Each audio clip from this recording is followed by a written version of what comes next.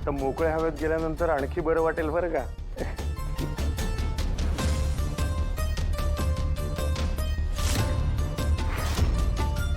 दादा पूर्ववत का बरा झाला दादा. बाप रे, हा बोलायला तर लागला नाही ना. त्याने माझ्याबद्दल काही सांगितलं तर नसेल.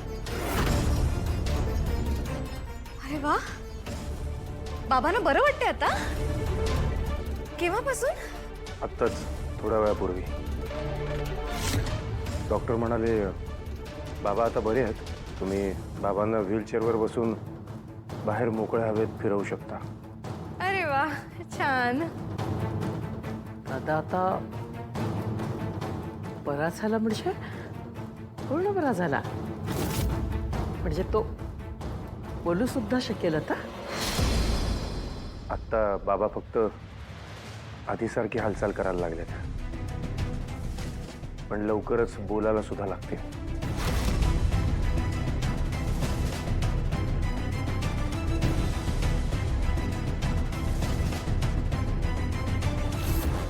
ऋषी सर, मला असं ना वेगळंच अस्वस्थ वाटायला लागले हो. म्हणजे असं वाटतंय का आहे सगळीकडे दिसायला लागल्या. तिला माझी गरज आहे, ती कुठेतरी आहे. गावाकडे आपल्याकडनं काहीतरी असं राहिलंय जे लई महत्वाचं आहे. असं काहीतरी सुटतंय असं वाटतंय. कमळी, एक मिनिट. आपण सगळ्या गोष्टी गुरुजींना विचारून विधिवतच केल्या होत्या. आणि पोलिसांचं म्हणशील तर त्यांनी जे सामान दिलं ते तूच चेक केलंस ना. होय, खरं ते आहेच सामान्य, पण माझं मन मला म्हणतंय काहीतरी गडबड आहे हो. आपण एकदा पोलीस स्टेशनला जाऊन बघूया का? एकदा चौकशी करूया. त्यांनी काय फायनल रिपोर्ट दिले ते बघूया की एकदा. असं मला वाटतंय हो. जाऊया की, प्लीज जाऊया. बरं ठीक आहे, आपण जाऊया. मी एक काम करतो, इथल्या एका पोलीस स्टेशनमध्ये माझी ओळख आहे, मी त्यांच्याशी बोलतो आणि तिथले गावातले सगळे रिपोर्ट्स मागवून घेतो. आपण तिथे जाऊन बघूयात.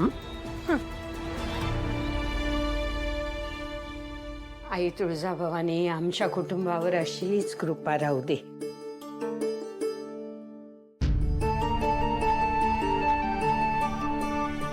आई, बाबा जसे बरे झाले आहेत तसं आपल्या घरामध्ये एक वेगळीच एनर्जी जाणवते ना. अगदी खरं बोललास बघ. मला सुद्धा तसंच वाटतंय. माझ्या पायाचं दुखणं तर कुठे पळून गेलं कुणास ठाऊक. आई, 2 मिनिटं बोलायचं होतं तुमच्याशी. तुला कामिनीबद्दल बोलायचं असेल ना तर मला काही ऐकायचं नाहीये. आई, तुम्ही असं का वागता? मी तुमच्या पाया पडते, प्लीज प्लीज. एकदा फक्त आई काय म्हणते ते ऐकून घ्या ना. ती जर म्हणते ना की हे सगळं तिने नाही केलंय, मग तुम्ही तिच्यावर विश्वास का नाही ठेवत आहात? हो ना आजी. हे बघ, ग्रॅनी आजी is a really nice person. ती खूप इनोसेंट आहे. ती असं कधीच काही करणार नाही. आणि ती तिचा ब्रदर आहे ना, मग ब्रदरला का त्रास देईल? कोणी आपल्या ब्रदरला कसं काय त्रास देऊ शकतं? ते दोघं तर ते आहेत ना. मॉम काय बोलतात त्याला? बंधू आहेत. बंधू. सॉरी, तेच ते. अनिका, तुझ्या ग्रॅनी आजीने केलेल्या सगळ्या चुका तू सोयीस्करपणे विसरलीयस, पण मी नाही विसरले.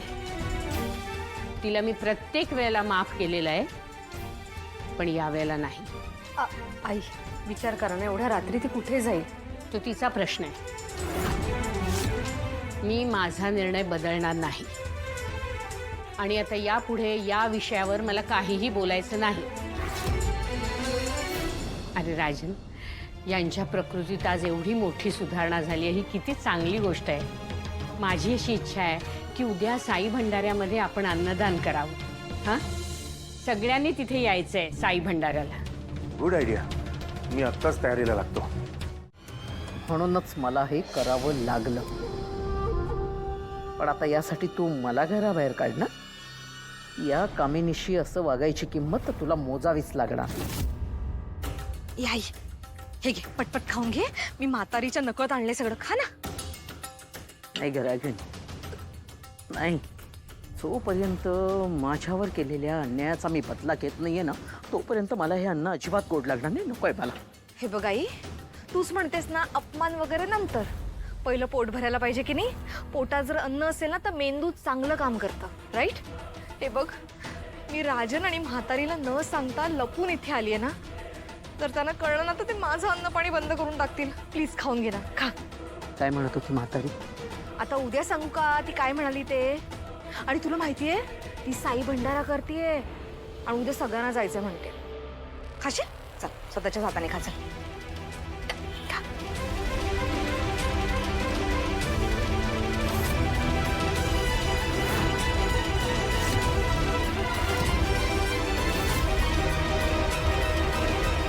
ठेवतो घास खाली. या घरचं अन्न खाण्याची लायकी आहे तुझी? स्वतःच्या भावाच्या जीवावर उठलीस, त्याच्याच घरातलं अन्न खातीयस? लाज कशी वाटत नाही तुला? आई 2 घास खाऊ दे ना तिला, तिने काहीच नाही खाल्लंय हो. रागिणी, तुझ्या आईला मी घराबाहेर काढलं याचा अर्थ कळतो तुला? इथे अंगणात बसून राहण्याचा अधिकार नाहीये तिला. आणि आता जास्त बोललीस ना तर हिला पोलिसांच्या ताब्यात देईन मी. नाही वही तू मला या घराच्या आसपास सुद्धा नकोयस. उठ आत्ताच्या आत्ता, चालती हो. वही वहिनी, तुला एकदा सांगितलेलं ऐकायला येत नाही? तू निर्दोष आहेस म्हणतेस ना, त्याचा पुरावा आणशील ना तेव्हाच माझ्याशी बोलायला ये. चालती हो.